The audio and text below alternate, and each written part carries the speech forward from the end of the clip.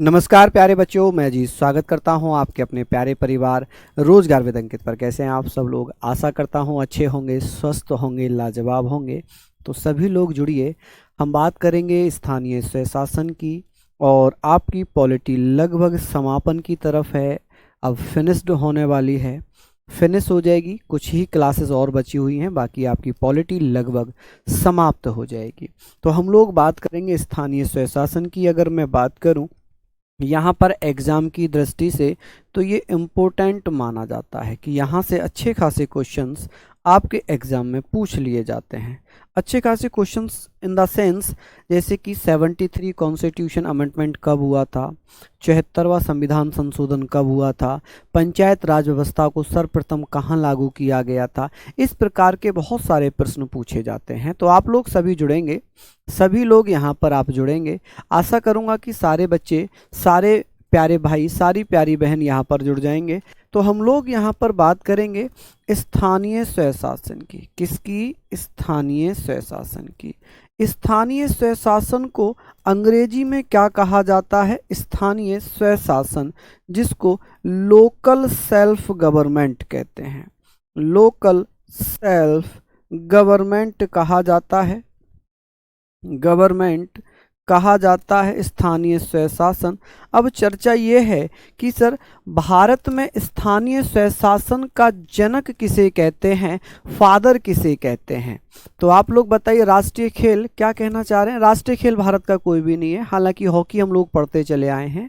ठीक है, हाँ जी। देखिए, पॉलिटी तो आप चाहे यूपी जी के यूपी कांस्टेबल की हो, चाहे आपकी यूपीएसआई की हो, चाहे आपकी एसएससी जीडी की हो, चाहे आपकी सीएचएसएल की हो, चाहे सीजीएल की हो, चाहे आपकी दिल्ली पुलिस की हो, कोई भी एग्जाम के लिए अगर पॉलिटी पढ़ रहे हैं तो ये सफिशिएंट क्लास है सभी बच्चों के लिए।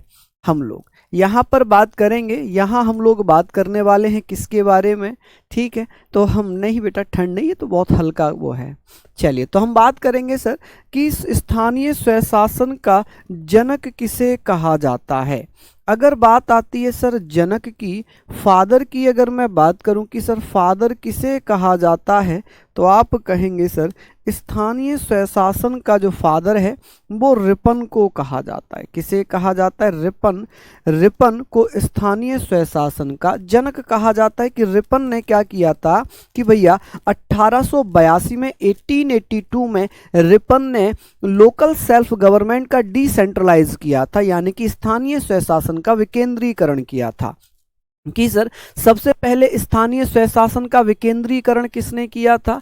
तो आप कहेंगे सर स्थानीय स्वशासन का जो विकेंद्रीकरण है, जो डिसेंट्रलाइजेशन है, वो सर्वप्रथम रिपन के द्वारा किया जाता है। और यही कारण रहा कि रिपन को स्थानीय स्वशासन का जनक कहा गया। क्या कहा गया? स्थानीय स्वशासन का जनक कहा जाता है। यहाँ पर एक इससे रिलेटेड क्वेश्चन और आता है कि सर स्थानीय स्वशासन का वास्तुकार किसे कहते हैं? वास्तुकार कह लें या शिल्पीकार कह लें कि सर शिल्पीकार की अगर मैं बात करूं, शिल्पीकार या वास्तुकार या बेटा इसको आर्किटेक्ट हम कह सकते हैं कि सर आर्किटेक्ट किसे कहा जाता है? तो आप क्या कहेंगे सर? आर्किटेक्ट की अगर मैं बात करूं तो आप कहेंगे सर किसे कहेंगे? तो आप लोग बता देना, बलवंत राय मेहता को। किसको? बलवंत राय मेहता। बलवंत राय मेहता। आई होप आपने ये नाम जरूर सुन रखा होगा कि बलवंत राय मेहता। अब क्यों आपने बलवंत राय मेहता नाम सुन रखा होगा, तो मैं आपको बता देता हूं, मैं आपको सारी चीजें बता देता हूं। ठीक है, हाँ, बिहार एसएससी का भी यहां से पॉलिटी कंप्लीट हो जाएगा। Polity one day exam, UP PCS pre से नीचे नीचे जितने वनडे एग्जाम होंगे ना, पीएससी से नीचे जितने भी एग्जाम होंगे, चाहे वो सीजीएल हो, चाहे वो सीएचएसएल हो, चाहे वो एमटीएस हो, चाहे वो जीडी हो, चाहे वो यूपी कांस्टेबल हो, यूपीएसआई हो, दिल्ली पुलिस हो, ठीक है, सीपीओ, कोई भी एग्जाम हो, इससे कम यहाँ हो जाएगा। हम बात कर रहे थे सर कि बलवंत राय मेहता के नेतृत्व में क्या किया गया? कमेटी का गठन किया गया था। हुआ क्या? पंडित जवाहरलाल नेहरू की सरकार थी, कांग्रेस की सरकार थी, राष्ट्रीय विकास कार्यक्रम चलाए जा रहे थे, नेशनल डेवलपमेंट प्रोग्राम चलाया गया। नेशनल डेवलपमेंट प्रोग्राम 1953 में चलाया गया। 1953 में राष्ट्रीय विकास प्रोग्राम चलाया गया, जिसमें यह प्रस्ताव लाया गया कि भारत में एक स्थानीय स्वशासन होनी चाहिए। महात्मा गांधी की स्टार्टिंग से डिमांड रही थी ग्राम पंचायतों को लेकर, तो उसको लेकर राष्ट्रीय विकास कार्यक्रम चलाया गया था। इसी दौरान यह प्रस्ताव आया कि भैया स्थानीय स्वशासन को कैसे लागू किया जाए। तो लागू करने के लिए भैया कमेटी बनेंगी, क्योंकि वो जांच करेंगी, फिर वो बताएंगे कि इस लेवल पर यहां पर ये चीज होनी चाहिए। तो उसके लिए डॉक्टर राजेंद्र प्रसाद की सिफारिश पर पंडित जवाहरलाल नेहरू ने बलवंत राय मेहता के नेतृत्व में एक कमेटी का गठन कर दिया, जिसे कहा गया बलवंत राय मेहता समिति। क्या कहा गया? बलवंत राय मेहता समिति। तो हम बहुत ज्यादा डिटेल में नहीं जाकर केवल बलवंत राय मेहता समिति से स्टार्ट करते हैं कि सर यहां पर हम लोग पढ़ेंगे बलवंत राय मेहता समिति।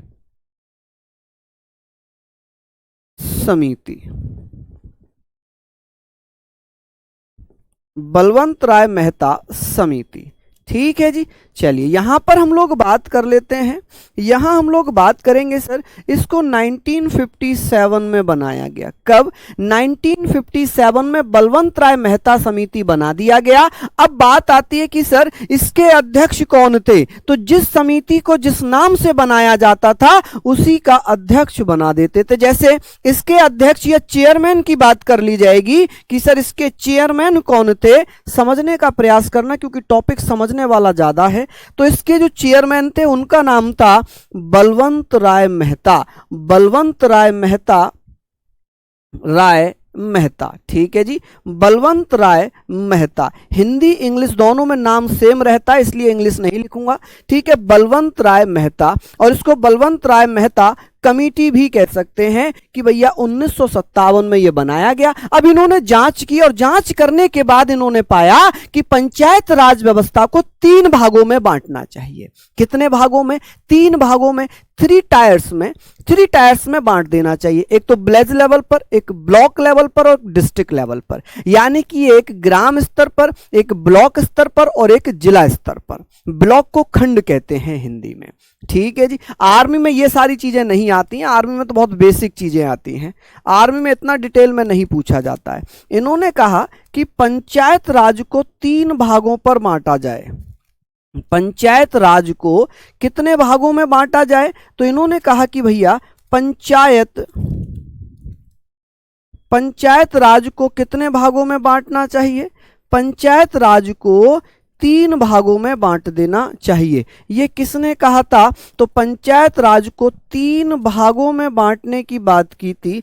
3 टायर्स या 3 पार्ट्स हम कह सकते हैं कि सर 3 पार्ट्स में बांटने की बात हो जाती है। इन्होंने कहा कि सर ग्राम स्तर पर किसको, ग्राम यानी कि विलेज लेवल पर किसको बनाया जाए? तो इन्होंने कहा ग्राम पंचायत का गठन हो। किसका? तो आप कहेंगे सर इन्होंने कहा कि ग्राम स्तर पर ग्राम पंचायत का गठन होना चाहिए। ग्राम पंचायत, जिसको ग्राम पंचायत ही लिखेंगे, इसको बेटा विलेज पंचायत मत लिखना, इसको ग्राम पंचायत ही लिखना, ग्राम पंचायत, ठीक है। और इन्होंने कहा कि ब्लॉक लेवल पर, ब्लॉक लेवल पर किसको बेटा? ब्लॉक लेवल पर आप कहेंगे भैया किसको बनाया जाए? पंचायत समिति का गठन किया जाए। किसका? पंचायत समिति बनाई जाए। क्या किया जाए बेटा? पंचायत समिति, यानी कि इसको पंचायत काउंसिल मत लिखना, इसको पंचायत समिति ही लिखना, पंचायत समिति, पंचायत समिति। इसको कमेटी मत लिखना बेटा, क्योंकि इंग्लिश में भी इसको समिति ही बोलते हैं। और एक था बेटा जिला लेवल पर कि भैया जिला या डिस्ट्रिक्ट लेवल पर क्या बनाना चाहिए? तो डिस्ट्रिक्ट लेवल पर क्या बनना चाहिए? तो कहा गया कि जिला परिषद का गठन किया जाए। किसका? जिला परिषद, डिस्ट्रिक्ट काउंसिल कह सकते हैं इसको, जिला परिषद, जिला परिषद, ठीक है जी, जिला परिषद, जिसको डिस्ट्रिक्ट काउंसिल कह सकते हैं, डिस्ट्रिक्ट काउंसिल, क्या कह सकते हैं, डिस्ट्रिक्ट काउंसिल, ठीक है माय डियर, इसको डिस्ट्रिक्ट काउंसिल हम लोग यहाँ पर लिख सकते हैं। तो किसी को कोई समस्या अगर हो तो प्लीज मुझे जरूर बताएं कि बलवंत राय मेहता ने पंचायत राज को कितने भागों में बांटा था। तो बेटा आप कहेंगे सर 3 भागों में, कौन कौन सा, तो आप कहेंगे, चलिए हाँ जी बहुत बढ़िया, कि किसने कहा था पंचायत राज को 3 भागों में बांटा जाए, तो आप कहेंगे बेटा संतोष, ठीक है बेटा, बहुत अच्छी बात है आपकी, बहुत अच्छी बात है संतोष मेरे शेर। चलिए बलवंत राय मेहता पंचायत राज व्यवस्था की बात कर रहे थे, 1957 में ये कमेटी बनाई गई थी, इसने 3 भागों में पंचायत राज को बांट दिया था, ग्राम पंचायत पर, ब्लॉक स्तर पर और जिला स्तर पर, ठीक है। अब बात करेंगे सर पंचायत राज व्यवस्था लागू कब हो गई। पंचायत राज व्यवस्था यानी कि इनकी सिफारिशों को लागू कब किया गया, ये जो सिफारिश थी इन सिफारिशों को लागू कब किया गया, सिफारिशों को लागू कब किया जाता है, कि सिफारिशों को लागू कब किया। तो यहां पर सिफारिशों को लागू कब कर दिया, तो सिफारिशों को 2 अक्टूबर 1959 में लागू कर दिया जाता है। कहां पर, राजस्थान के नागौर जिले में, कहां पर, राजस्थान के नागौर जिले में। तो आप कहेंगे राजस्थान के नागौर जिले में, किसमें, राजस्थान के नागौर जिले में। अब नागौर जिले में एक गांव पड़ता है, जिले में बेटा एक गांव पड़ता है जिसका नाम है वगदरी। कौन सा गांव है बेटा, तो वगदरी गांव में, कहां पर, वगदरी गांव में, ठीक है जी। इसको सबसे पहले लागू किया गया, भारत का पहला गांव जिसमें पंचायत राज व्यवस्था लागू होती है, तो आप कहेंगे भैया वगदरी गांव में, राजस्थान के नागौर जिले में इसको सबसे पहले लागू कर दिया गया था, ठीक है जी। लेकिन इन सिफारिशों का प्रयोग कहां पर किया गया, प्रयोगात्मक अगर मैं बात करूं कि सर इनका प्रयोग कहां पर हुआ था, प्रयोग या इसका यूज कह सकते हैं या इसका प्रैक्टिकल कह सकते हैं कि सर इसका प्रैक्टिकल सबसे पहले कब हुआ था, तो इसका प्रैक्टिकल होता है 1958 में। कब होता है जी, 1958 में इसका सबसे पहला प्रैक्टिकल हुआ था आंध्र प्रदेश में। कहां पर, आंध्र प्रदेश में, यानी कि अगस्त 1958 की बात होगी, तो आप कहेंगे अगस्त 1958 में इसका प्रैक्टिकल किया गया आंध्र प्रदेश के कुछ क्षेत्रों में, आंध्र प्रदेश के कुछ क्षेत्रों में केवल इसका क्या किया गया, प्रयोग किया गया, प्रैक्टिकल किया गया। लेकिन वास्तव में लागू कहां किया गया है, तो आप कहेंगे सर राजस्थान प्रथम स्टेट बनता है, प्रथम राज्य बना जहां पर, फर्स्ट स्टेट बना जहां पर पंचायत राज व्यवस्था लागू हो जाती है, ठीक है जी, पंचायत राज व्यवस्था लागू हो जाती है, ठीक है। अब बात करते हैं सर फिर आंध्र प्रदेश में कब लागू किया गया है, यहां पर लागू कब किया गया पंचायत राज व्यवस्था को, तो यहां पर भी कब, तो आप बता देना सर यहां पर भी कब लागू कर दिया था, 1959 में, 1959 में। हालांकि इसका यूज सबसे पहले आंध्र प्रदेश अगस्त 1958 में किया,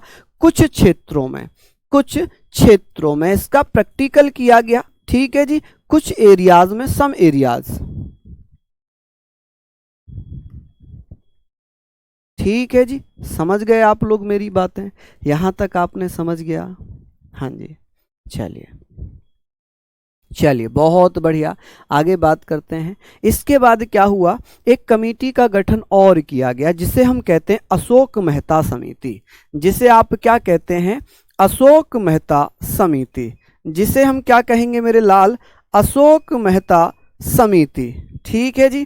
क्या कहेंगे, अशोक मेहता समिति, कि सर अशोक मेहता समिति का, हाँ जी बहुत बढ़िया, धन्यवाद भैया। क्या नाम है इनका, दिखाना जरा, आदित्य कुमार साहा, धन्यवाद भैया, धन्यवाद मेरे शेर।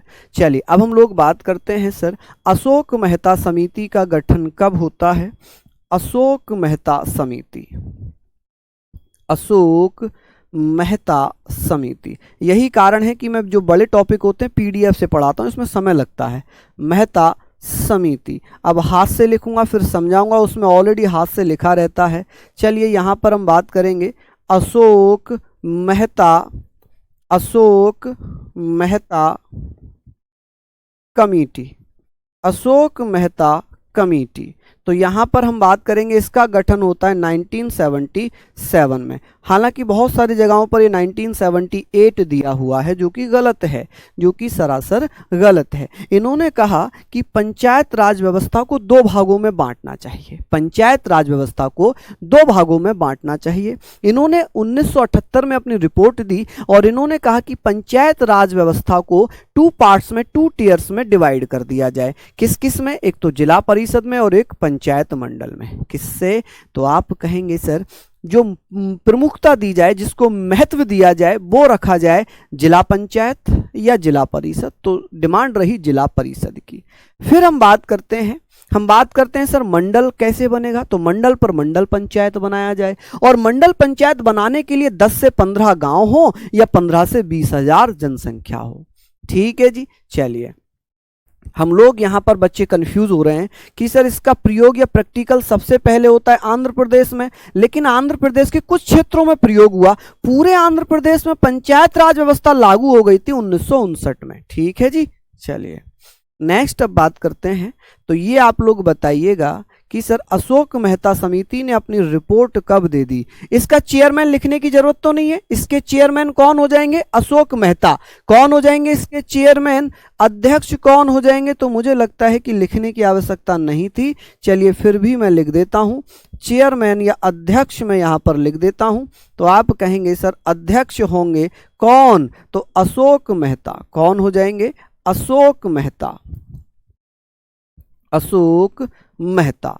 ठीक है जी, इसके अध्यक्ष हो जाएंगे। अब अशोक मेहता ने अपनी रिपोर्ट कब दे दी? इन्होंने अपनी रिपोर्ट कब पेश की थी? तो रिपोर्ट पेश कर दी 1978 में, और इन्होंने कहा कि पंचायत राज को 2 भागों में बांट दिया जाए, पंचायत राज को 2 भागों में बांटा जाए। ठीक है जी, पंचायत राज को 2 भागों में बांटने की बात की थी। एक तो जिला लेवल पर, डिस्ट्रिक्ट लेवल पर, ठीक है जी, डिस्ट्रिक्ट लेवल पर, और एक मंडल लेवल पर। किस पर? एक मंडल लेवल पर। ठीक है जी। तो आप कहेंगे सर एक तो मंडल लेवल पर इन्होंने कहा था, और इन्होंने एक कहा था बेटा किस पर?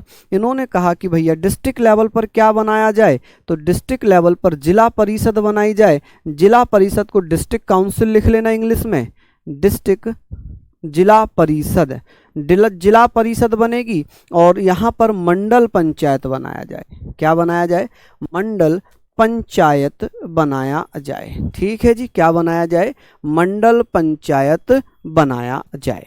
ठीक है। हालांकि इनकी सिफारिशों को स्वीकार नहीं किया गया, ये सिफारिशें स्वीकार नहीं हुई। सिफारिशें या रिकमेंडेशंस,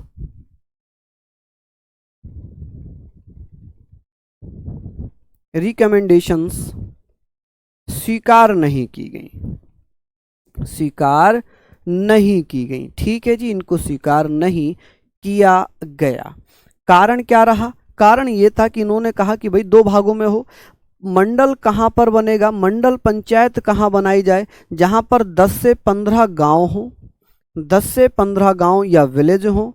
ठीक है जी। अब बात करेंगे, या इन्होंने कहा कि भैया 15 से 20 हजार लोग हों, 15 से 20 हजार लोग हों। ऐसे गांव, ऐसे एरिया में मंडल पंचायत हो जहां तो उनमें 10 से 15 गांव एक साथ शामिल कर लिए जाएं, या बेटा उन जगहों पर लोग हों जहां पर लगभग 15 से 20 हजार लोग शामिल हों। ठीक है। तो ये आप लोग एक बार देख लेना।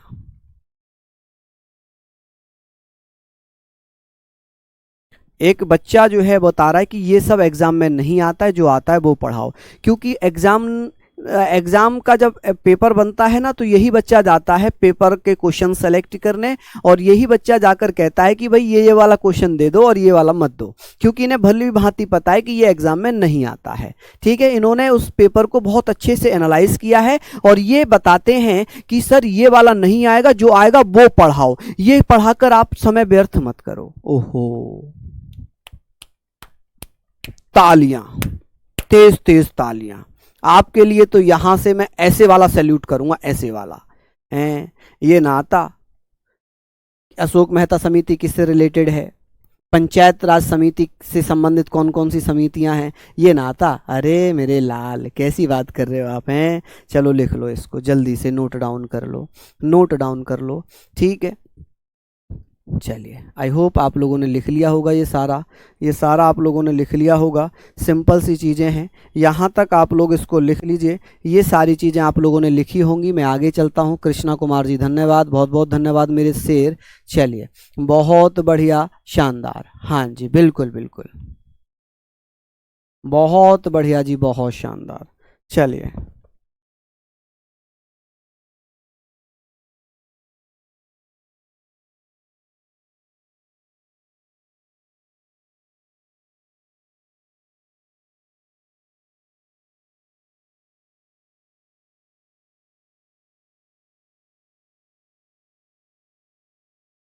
चलिए, बहुत बढ़िया। यहाँ तक आपने पढ़ा। अब मैं थोड़ा सा समय ज़्यादा लग रहा है इसमें, पीडीएफ से स्टार्ट कर देता हूँ।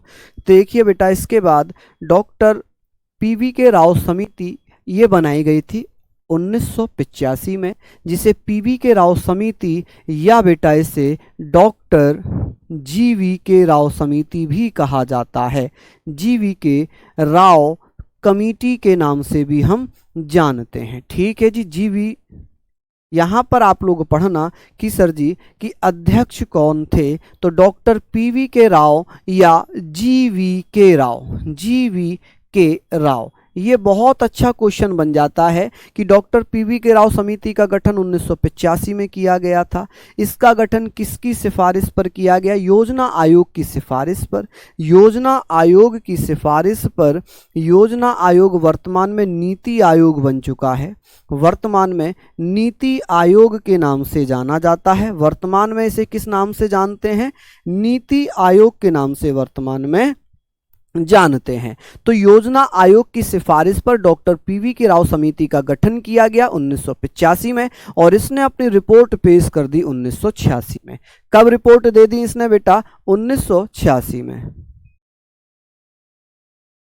ठीक है जी, समझ रहे हैं आप लोग। चलिए, बहुत बढ़िया, शानदार। तो यहां तक आप लोग पढ़ लें, यहां तक आप लोग पढ़ लें मेरे लाल।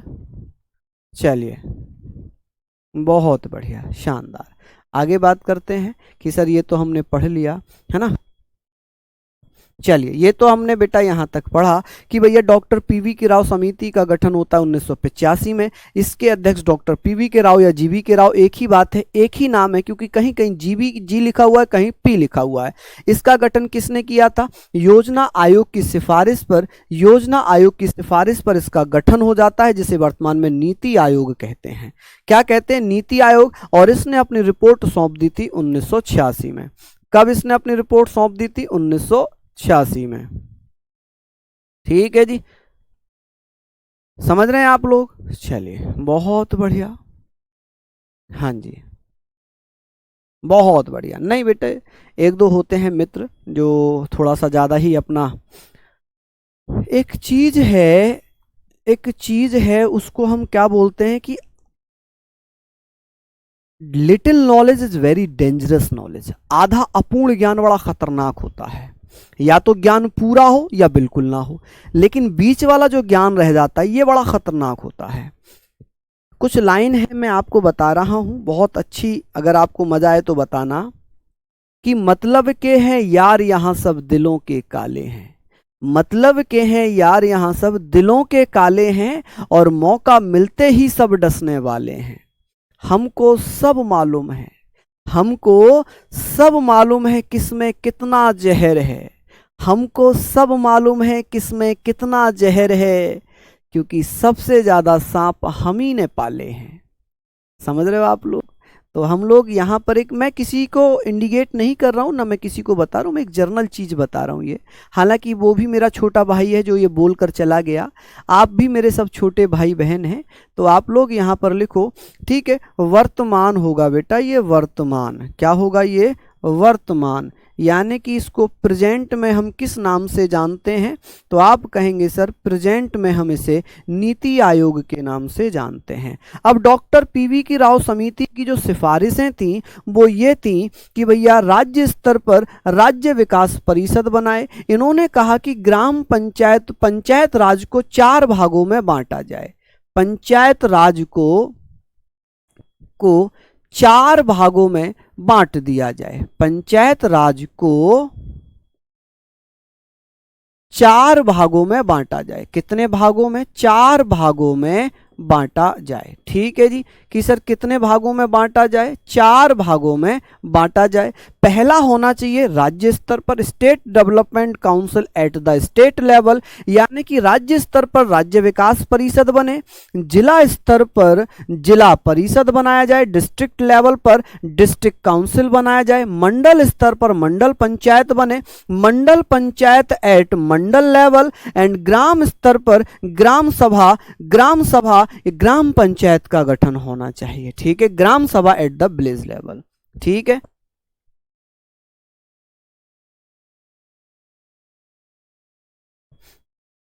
ना। जैसे हमने पढ़ा बलवंत राय मेहता समिति ने 3 भागों पर, अशोक मेहता समिति ने 2 भागों पर। अब डॉक्टर पीवी के राव समिति आ गई। डॉक्टर पीवी के राव समिति ने क्या कहा? डॉक्टर पीवी के राव समिति ने कहा कि पंचायत राज को 4 भागों पर बांटना चाहिए।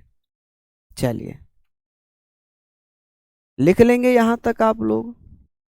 हाँ जी, बहुत बढ़िया। अदगल गगरी छलकत जाए, बिल्कुल राजा, बिल्कुल यही आप सही कह रहे हैं। तो यहां पर हम लोग बात करेंगे। चलो, अरे बेटा मैं कोई नेगेटिव पॉजिटिव ना है, सब अपने बच्चे हैं, कोई नेगेटिव नहीं होता है, सब अपने बच्चे होते हैं और मैं किसी को पढ़ता भी नहीं हूँ। जो जानबूझकर ऐसे कमेंट करना चाहते हैं ना कि मेरा नाम लिया जाएगा, मैं तो जानबूझकर ही नहीं पढ़ता उन कमेंटों को, है ना। चलिए, तो हम लोग बात करेंगे, सारी चीज़ों को हम लोग बात कर लेते हैं। चलिए, तो ये किसी को कोई समस्या अगर हुई हो तो आप लोग प्लीज़ मुझे बताएं, किसी को कोई समस्या। चलिए, बहुत बढ़िया। तो ये सारी चीज़ें आप लोग लिखना कि ग्राम स्तर पर ग्राम सभा की बात किसने की थी, तो आप कहेंगे सर डॉक्टर पीवी के राव समिति ने। मंडल स्तर पर मंडल पंचायत बनाने की बात किसने की थी? डॉक्टर पीवी के राव समिति ने। और जिला स्तर पर जिला परिषद बनाने की मांग किसने की थी? डॉक्टर पीवी के राव समिति ने। और बेटा राज्य स्तर पर विकास परिषद स्टेट डेवलपमेंट काउंसिल बनाने की बात किसने की थी? तो डॉक्टर जीवी के राव समिति ने। इसको जल्दी जल्दी से लिख लीजिए कि डॉक्टर पीवी के राव समिति का गठन 1985 में किया गया, जिन्होंने अपनी रिपोर्ट दे दी 1986 में। और इन्होंने कहा कि भैया पंचायत राज को 4 भागों में बांट दिया जाए। कितने भागों में बांट दिया जाए? 4 भागों में बांट दिया जाए। ठीक है बेटा, चलिए, हाँ जी, बहुत बढ़िया, शानदार। तो यहाँ तक हम लोग बात कर लेते हैं, इसको आप लोग लिख लीजिए। हालांकि पीडीएफ आपको मिल जाता है, पीडीएफ भी आपको मिल जाता है, फिर भी मैं आपको समय देता हूँ कि अगर 5-5 मिनट भी मैं दूंगा तो बेटा बहुत ज़्यादा समय निकलता है। तो आप लोग इसको 2 से 3 मिनट में तो हम लिख सकते हैं। 4 लाइन कुल हैं। इंग्लिश वाले बच्चे केवल इंग्लिश लिख लेंगे, हिंदी वाले बच्चे केवल हिंदी लिख लेंगे। मात्र 2 से 3 मिनट लगना है इसको लिखने में भी, है ना। समझा तो मैं देता हूँ आपको। हालांकि आप लोग बेटा अच्छे से पढ़ लिया करो, समझ लिया करो। चलिए, अब बात करते हैं सर, इन्होंने कहा कि इनकी अन्य रिकमेंडेशन क्या थी, अदर सिफारिश क्या थी। तो इन्होंने कहा कि राज्य वित्त आयोग का गठन किया जाए, कि राज्य वित्त आयोग का गठन करने की सिफारिश करने वाली पहली समिति थी डॉक्टर पीवी के राव समिति। डॉक्टर पीवी के राव समिति ने कहा कि भैया पंचायत राज के लिए राज्य वित्त आयोग का गठन होना चाहिए। किसका? राज्य वित्त आयोग का गठन होना चाहिए। Constitution of state finance commission. इन्होंने कहा कि पंचायतों का कार्यकाल 5 साल हो। किसने कहा था कि पंचायतों का कार्यकाल 5 साल हो? तो डॉक्टर पीवी के राव समिति ने। किसने कहा था? पीवी के राव समिति ने कहा कि सर पीवी के राव समिति ने कहा कि भैया इसका कार्यकाल कितना होना चाहिए? 5 साल। किसका? पंचायत राज व्यवस्था का। अनुसूचित जाति, अनुसूचित जनजातियों तथा महिलाओं के लिए आरक्षण की व्यवस्था की गई। तो ये बहुत इंपॉर्टेंट क्वेश्चन हो जाती हैं कि ये सिफारिशें जो है बहुत महत्वपूर्ण हैं, मोस्ट इंपॉर्टेंट हो जाएंगी। मोस्ट इंपोर्टेंट हो जाएंगी कि राज्य वित्त आयोग का गठन की सिफारिश करने वाली पहली समिति थी डॉक्टर पीवी के राव समिति। फिर पंचायत राज का कार्यकाल 5 वर्ष हो, यह भी पीवी के राव समिति ने किया। अनुसूचित जाति, अनुसूचित जनजाति तथा महिलाओं के लिए आरक्षण भी बेटा किसने कहा था? तो ये पीवी के राव समिति ने कहा था। किसने कहा था? पीवी के राव समिति ने।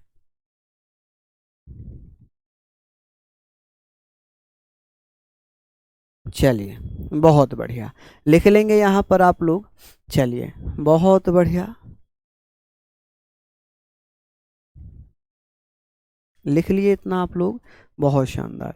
आगे बात करते हैं। अब आती है लक्ष्मीमल सिंधवी समिति कि सर लक्ष्मीमल सिंधवी समिति का गठन कब किया जाता है? तो आप कहेंगे सर लक्ष्मीमल सिंधवी समिति का गठन किया गया था 1986 में। कब? 1986 में। अब यहां पर हम लोग चर्चा कर लेते हैं कि सर लक्ष्मीमल सिंधवी समिति के अध्यक्ष थे एल.एम. सिंधवी, जिनको हम लक्ष्मीमल सिंधवी के नाम से जानते हैं। लक्ष्मीमल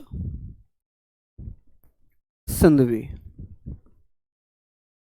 लक्ष्मीमल सिंधवी, ठीक है जी, लक्ष्मीमल सिंधवी। इनकी रिकमेंडेशंस क्या क्या थी? इन्होंने कहा कि स्थानीय स्वशासन को संवैधानिक दर्जा दिया जाए, कि भैया constitutional status to local self government. बहुत इंपॉर्टेंट क्वेश्चन है कि स्थानीय स्वशासन को संवैधानिक दर्जा देने की मांग सर्वप्रथम किसने की थी? लक्ष्मीमल सिंधवी समिति ने, जिसके चेयरमैन थे लक्ष्मीमल सिंधवी। राजस्थान के बहुत बड़े कानूनविद रहे हैं एल.एम. सिंघवी, ठीक है। 1986 में एक समिति का गठन किया गया जिसे लक्ष्मीमल सिंधवी समिति कहा, और इन्होंने ये कहा कि स्थानीय स्वशासन को क्या होना चाहिए? स्थानीय स्वशासन को संवैधानिक दर्जा दिया जाए।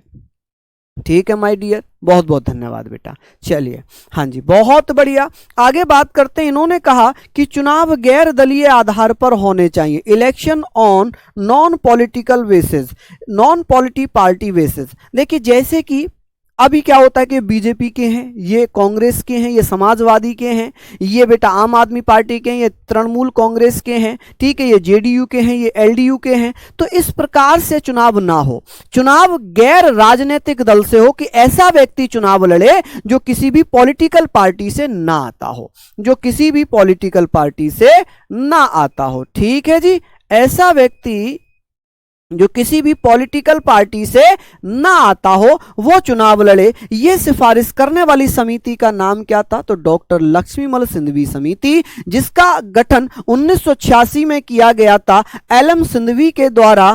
ठीक है, इसमें स्थानीय स्वशासन को संवैधानिक दर्जा देने की मांग हुई और चुनाव गैर दलीय आधार पर कराने की मांग लक्ष्मीमल सिंधवी के द्वारा की गई।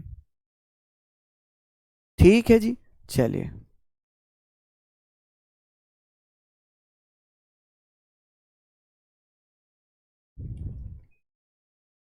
चलिए यहां तक आप लोग लिख लीजिए।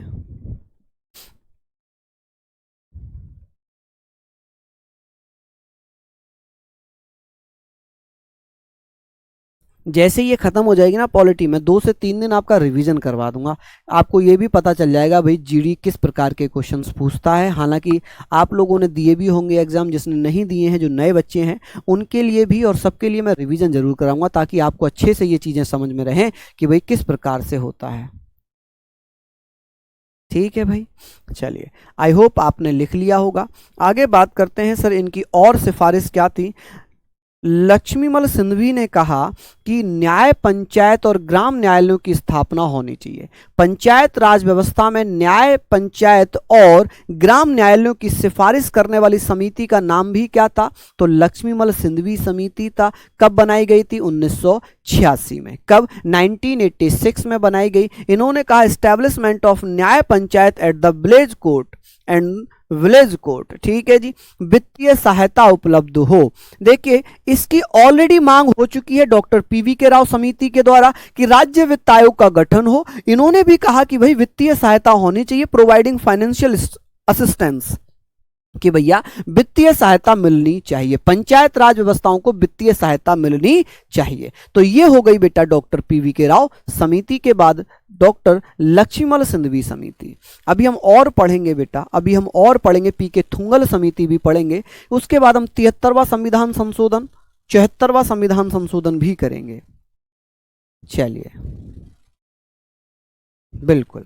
तो हमने पढ़ा कि भैया लक्ष्मीमल सिंघवी समिति की सिफारिश थी कि स्थानीय स्वशासन को संवैधानिक दर्जा दिया जाए, चुनाव गैर दलीय आधार पर होने चाहिए, न्याय पंचायत और ग्राम न्यायालयों की स्थापना बेटा पंचायत राज व्यवस्था में हो, वित्तीय सहायता उपलब्ध कराई जाए। अब आती है पीके थुंगन समिति। कौन सी? पीके थुंगन समिति का गठन किया गया था 1988 में। कब किया गया पीके थुंगन समिति का? तो आप कहेंगे सर पीके थुंगन समिति का गठन किया गया था 1988 में, जिसके अध्यक्ष पीके थुंगन थे। उन्हीं के नाम पर समितियों के नाम रखे जाते हैं। ठीक है, पीके थुंगन, इन्होंने कहा कि पंचायत राज व्यवस्था को संवैधानिक दर्जा दिया जाए। इसका ऑलरेडी मांग पहले हो चुकी है। किसने की थी? लक्ष्मीमल सिंघवी समिति ने। किसने? लक्ष्मीमल सिंघवी समिति ऑलरेडी मांग कर चुकी है कि पंचायत राज व्यवस्था को संवैधानिक दर्जा दिया जाए। पंचायत राज व्यवस्था को संवैधानिक दर्जा दिया जाए, वित्त आयोग की स्थापना की जाए। क्या किया जाए? वित्त आयोग की स्थापना की जाए। और बेटा इसकी भी मांग ऑलरेडी हो चुकी है, पंचायतों का संबंध राज्यों से ना होकर संघ से हो। इंपॉर्टेंट है क्योंकि ये दोनों मांग तो पहले ही हो गई। इन्होंने तीसरी मांग कर दी कि किसने कहा था? पंचायतों का संबंध राज्यों से ना होकर सीधे संघ से हो, कि पंचायत राज व्यवस्था राज्य सरकार के कंट्रोल में ना होकर केंद्र सरकार के कंट्रोल में हो। यह किसने कहा था? यह कहा था पीके थुंगन ने।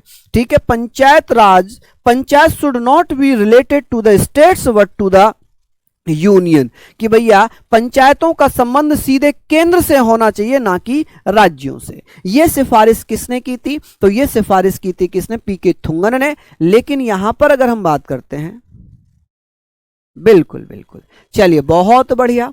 हाँ जी, अब बहुत सारे बच्चे ये भी कह सकते हैं कि सर आप रिकॉर्डेड क्लास दे रहे हो। भैया ये मेरी आत्मा है, ये मेरी आत्मा है, और मेरा शरीर मेरे घर पे है, और मेरी आत्मा यहां पर आकर खड़ी हो गई है।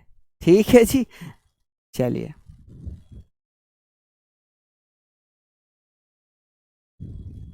चलिए बहुत बढ़िया।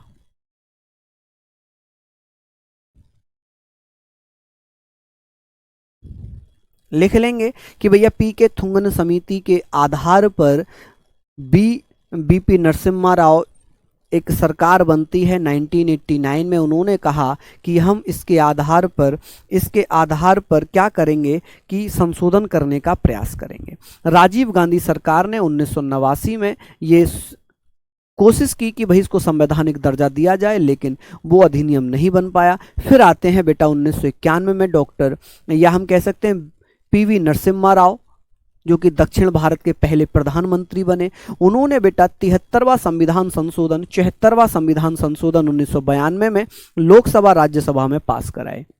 22 और 23 दिसंबर को लोकसभा राज्यसभा से 1992 में वो पास हो गए। फिर बेटा वो राष्ट्रपति के पास गए। 20 अप्रैल 1993 में राष्ट्रपति ने अपनी स्वीकृति दे दी, और 24 अप्रैल 1993 में अधिनियम लागू कर दिया गया कानून बनाकर। ठीक है जी, तो ये आप लोगों ने पढ़ ली होंगी। अब बात करते हैं कि सर 1989 में राजीव गांधी सरकार ने थुंगन समिति के सिफारिशों के आधार पर 64वां संविधान संशोधन विधेयक 1989 को लोकसभा में प्रस्तुत किया, परंतु पास नहीं हो पाया। ठीक है, कौन सा? 64वां संविधान संशोधन विधेयक 1989 लोकसभा में प्रस्तुत किया, लेकिन वो पास नहीं हो पाया। ठीक है, चलिए आगे बात करेंगे। हाँ जी, तो ये सारी चीजें हैं, आप लोग लिखेंगे। In 1989 the Rajiv Gandhi government presented the 64th constitution bill 1989 in the Lok Sabha on the basis of the recommendations of the Thungon committee, but it could not be passed. ये पास नहीं हो पाया। इसके बाद बेटा सरकार बदल जाती है। इसके बाद जब सरकार बदली तो पीवी नरसिम्हा राव प्रधानमंत्री बन गए। जब नरसिम्हा राव प्रधानमंत्री बन गए तो वो लेकर आते हैं 73वां संविधान संशोधन। कौन सा? 73 कॉन्स्टिट्यूशन अमेंडमेंट एक्ट। लिख लेंगे ये सारी चीजें आप लोग लिखिए, सारी चीजें आप लोग लिखिएगा। ठीक है भैया,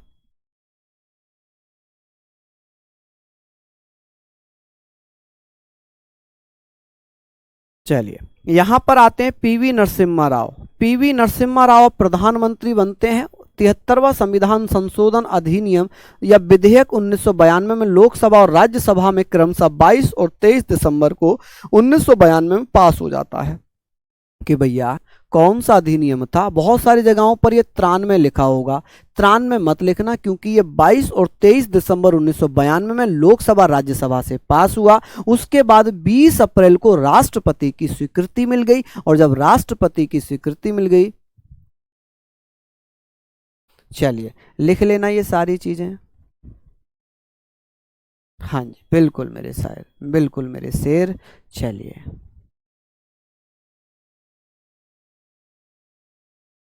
लिख लेंगे ये ना।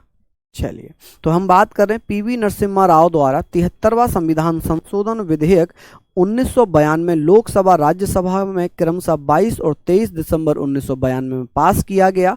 यहाँ पर अगर हम बात करेंगे कि सर पीवी नरसिम्हा राव, यहाँ पर आप लिखो 73rd Constitution Amendment Bill 1992 passed by Narasimha Rao in the Lok Sabha and Rajya Sabha on the 22-23rd December 1992 respectively, 1992 में। ठीक है जी, तो ये बेटा यहाँ पर पास हो जाता है। और जब ये पास हुआ, पहले तो इसको लिख ही लो, इसको लिख ही लो। ठीक है, जल्दी से लिख लो।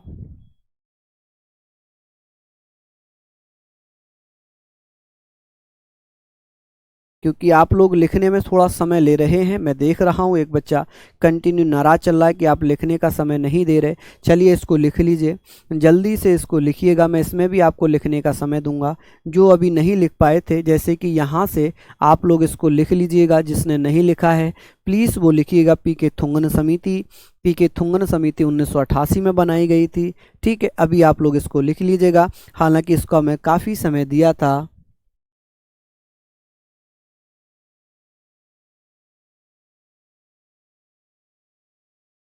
चलिए लिख लीजिए बेटा जल्दी जल्दी से। नॉर्मल बेटा 3 लाइन थी, इतना समय था नहीं इसमें।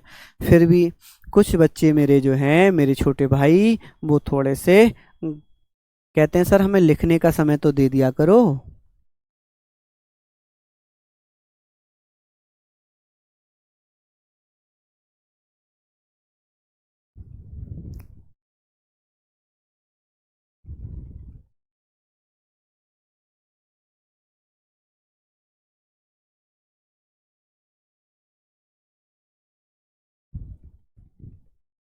चलिए अब बात करते हैं सर, इस पे राष्ट्रपति की स्वीकृति कब मिल जाती है?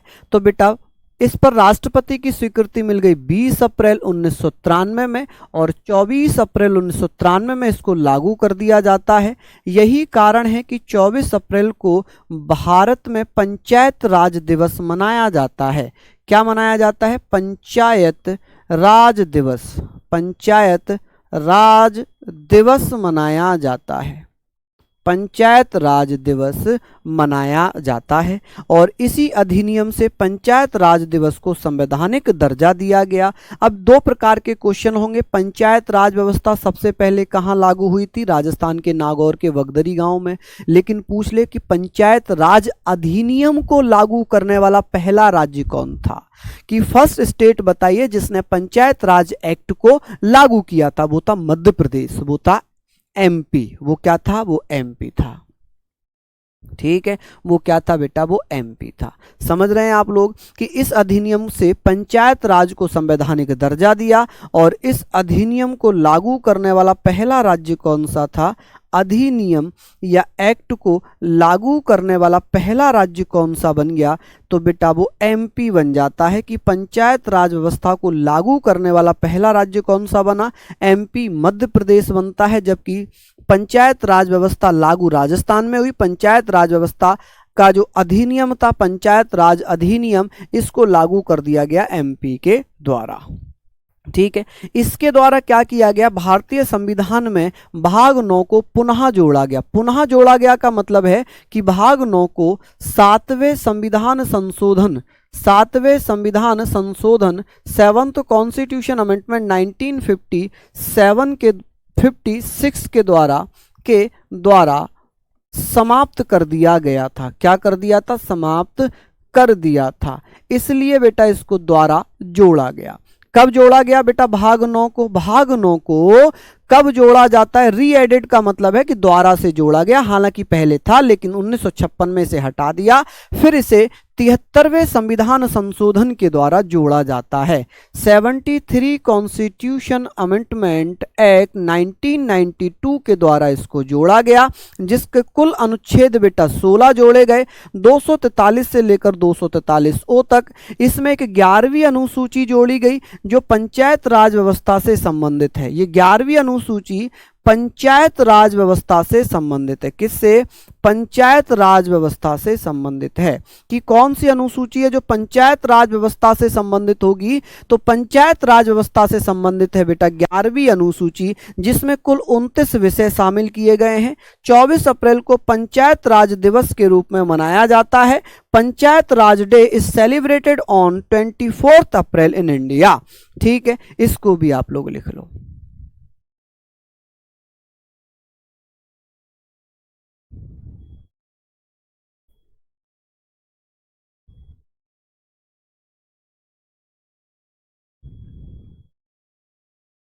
बेटा गागर में सागर होगी, जब आपका एग्जाम आएगा ना उस समय में इसकी गागर में सागर होगी। ठीक है बच्चे, चलिए प्रभाकर जी बहुत बहुत धन्यवाद। हाँ 1992 है ये बेटा, 1992। कितना है ये? 1992। ठीक है जी, कितना है? 1992, 1992। चलिए इसको आप लोग नोट डाउन कर लीजिए जल्दी जल्दी से। ये आपने लिख लिया, हालांकि ये थोड़ा सा ज़्यादा हो जाता है, थोड़ा सा ज़्यादा हो जाता है, इस पे हम लोग आगे भी चर्चा करेंगे। ठीक है, अब बचता है 74वां संविधान संशोधन, नगरीय प्रशासन। नगरीय प्रशासन हम कर लेंगे बेटा कल, क्योंकि मैं बहुत ज़्यादा एक साथ नहीं पढ़ाऊंगा। अगर ये मान लीजिए मैं नगरीय प्रशासन भी अभी पढ़ा दूं, म्युनिसिपैलिटीज़ भी अभी पढ़ा दूं, तो आपको समझ में शायद इतनी जल्दी ना आ पाए, फिर मिक्सअप हो जाएगा, फिर मिक्सअप हो जाएगा। ठीक है, तो मैं 50-55 मिनट ही आपकी क्लास रखता हूं। आप सभी जानते हैं कि मैं बहुत ज़्यादा टाइम नहीं लेता हूं। 50-55 मिनट में अपना कंटेंट खत्म करता हूं और आप लोगों का पूरा चैप्टर लगभग खत्म होता है। अगर लगता है कि नीड है दूसरे चैप्टर की, तो मैं दूसरा चैप्टर बेटा दूसरी क्लास में खत्म करता हूं, क्योंकि ये ज़्यादा मिक्सअप होना सही नहीं है। कम पढ़ो, सेलेक्टेड पढ़ो, सिलेक्शन लो। ठीक है, समझ गए अभी आप लोग? चलिए बहुत बढ़िया। हाँ जी, बहुत शानदार, लाजवाब। चलिए बहुत बढ़िया, इसको आप लोग लिख लीजिए। एक बार मैं और बता देता हूँ, जिसने नहीं लिखा है इसको लिख लीजिएगा, जिसने नहीं लिखा है वो लिख लेंगे सभी बच्चे।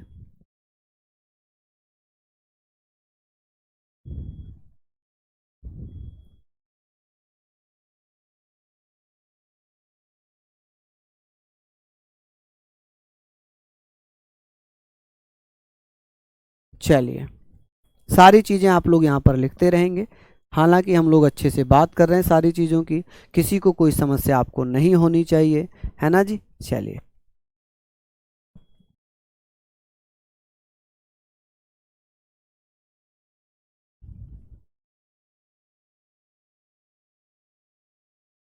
चलिए, तो बहुत बहुत धन्यवाद बच्चे।